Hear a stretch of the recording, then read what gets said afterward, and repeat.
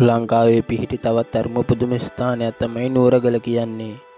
අම්පාර දිස්ත්‍රික්කයේ මහඔය පිහිටා තිබෙන නුවරගලට යා යුත්තේ මහඔය නගරයේ සිට වනය මැදින් දිව යන පොල්ලෙබැද්ද ගම්මානයට යන පාරෙන් ගමන් කිරීමෙන් නුවරගලට යාමට පුළුවන්. පොළොව මට්ටමේ සිට අඩි 1000ක් පමණ ඉහළට නගින මේ කන්ද ගල් පර්වත කිහිපයකින් සමන්විතයි. බොහෝ දියමන් අද්දර කොටි වසරු තිබීමෙන් පෙනෙන්නේ කොටියාද මේ අවට සැරිසරන බව පේනවා. තිත්මුවන් ගෝනුන් සුලභව මේ වනය තුල දැක ගන්නට පුළුවන්. නුවරගල කන්ද දක්වා ගමන් කිරීමට අඩිපාරවල් තමයි තිබෙන්නේ. මේ අවට අලියතුන්ද සංචාරය කරන නිසා ඒ සඳහා ගැමියෙකුගේ මඟ පෙන්වීම ලබා ගන්නවා නම් වඩාත් සුදුසුයි.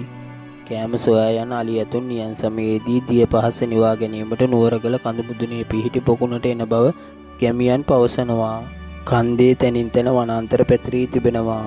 ගල් පර්වත අතරින් කන්ද මුදුන දක්වා ගමන් කිරීමට පුරාණයේ සකස් කළ මාර්ගය දැන් වල් බිහි වී ගොස් ඇති නිසා ඒ තරණය කිරීම දුෂ්කර කාර්යයක්.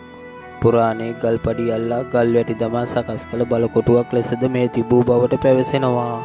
සුවිශේෂී කරුණක් වන්නේ මෙහි මුලින් පැවති බලකොටුව කවුරුන් විසින් කර වූයේද යන්න තවමත් සඳහන් වී නැහැ. කඳු පාමුල සිට පොල්ලෙබැද්ද දක්වා වනයේ තැනින් තැන නටබුන් රාශියක් හමුවනවා. ඒවා අනුරාධපුරයේ මුල් කාලීන ලක්ෂණ දරනවා.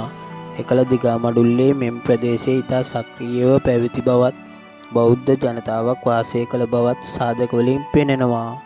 එල්ලාවල මේනානන්ද හිමියන් සඳහන් කරන්නේ මෙහි සඳහන් ගාමිණී තිස්ස මහරජ සද්ධාතිස්ස රජ ලෙස සැලකිරීමට හැකි බවත් ඔහුගේ පුත් ලජ්ජතිස්ස රජතුමා නුවරගල ලෙන් භික්ෂූන් වහන්සේලාට ආරණ්‍යයක් ලෙස සකසා පූජා කරන්නට ඇති බවත් එල්ලාවල මේනානන්ද හිමියන් පවසනවා.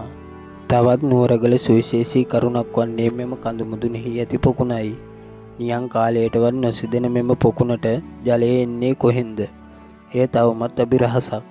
නියං කාලවලදී ජලය පිපාසයෙන් සිටින අලියතුන් පවා පිපාසය නිවා ගැනීමට මෙම නුවරගල කඳු මුදුනට නැග මෙම පොකුණෙන් ජලය පානය කරනවා කියලා නුවරගල අවට සිටින ගැමි ජනතාව පවසනවා. පොකුණට ආසන්නව පිහිටි බිම හඳුන්වන්නේ මාලිගාතැන්න කියලා. ඒ අවට ගල් කණු කොටස් ගල් පාදම් ගඩොල් ආදිය විසිරී තිබෙනවා. පුරාණයේදී මෙහි ගොඩනැගිලි කීපයක් තිබූ බවට එයින් සාක්ෂි දරනවා. එම ස්ථානයේ සිට නැගෙනහිර දෙසට බෑවුමේ අඩි 100ක් පමණ දිගින් යුතු ගල් ලෙනක් පිහිටා තිබෙනවා. එහි විශේෂත්වය වන්නේ එය කටාරම් 3කින් යුක්ත වීමයි.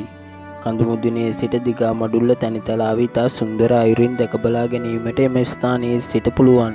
නුවරගල අභිරහස් සහ සුන්දරත්වය සමග තවත් බොහෝ කාලයක් මෙම භූමිය රැකේවා යන ප්‍රාර්ථනයත් සමග අදට මම ඔබෙන් සමුගන්නම්.